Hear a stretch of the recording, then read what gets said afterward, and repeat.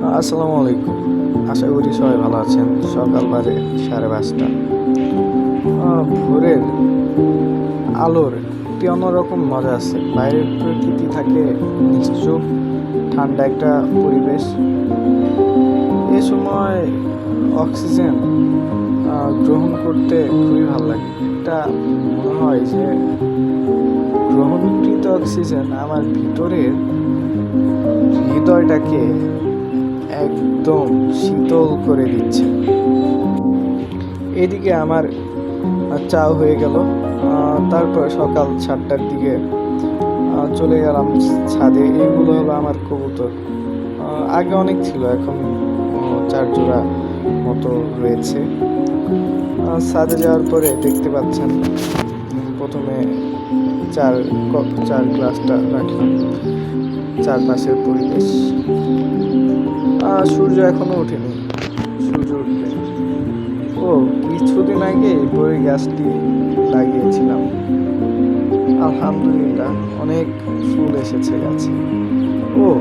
মজার একটি বিষয়, এই বল্লা এই গাছ থেকে মধু সংরক্ষণ করছে, মানে ফুলের নেককার সংরক্ষণ করছে। বিষয়টি দেখতে ভালোই লাগছে।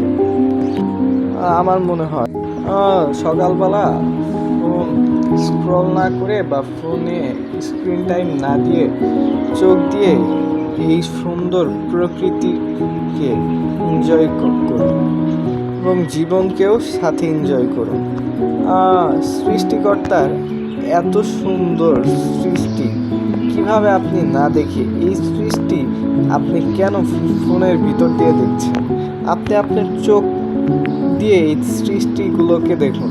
এবং যখন সকালবেলা এরকম আকাশ দিয়ে পাখি উড়ে যাচ্ছে, সবুজ প্রকৃতি দেখছেন, সূর্য ওঠা দেখছেন নিজের ভিতরে, এবং যখন চোখ দিয়ে দেখছেন তখন দেখবেন চোখের একটি অন্যরকম আনন্দ এবং প্রশান্তি ফিল করতে পারবেন একদম ভেতর থেকে। বিষয়টি কত সুন্দর না? মৌমাছি ফুল থেকে নেককার সংগ্রহ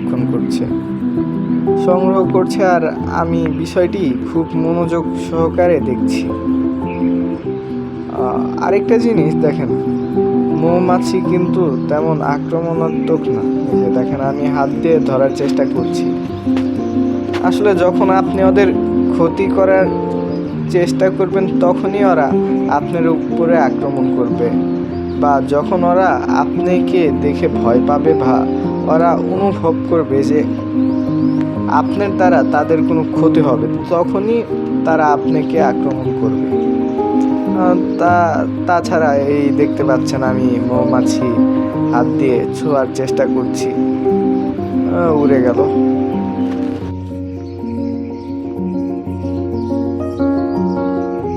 তারপরে প্রতিদিনের মতোই আজকে জিমে গেলাম। জিমে গিয়ে প্রথমবারের মতো ওয়েট নিয়ে পুশ আপ মারলাম। 20 কেজি ছিল। ইনশাআল্লাহ সামনে আরও বেশি নেওয়ার চেষ্টা করব। আমার বর্তমান টার্গেট হচ্ছে 60 কেজি নিয়ে পুশ আপ দেওয়া। আল্লাহ হাফেজ।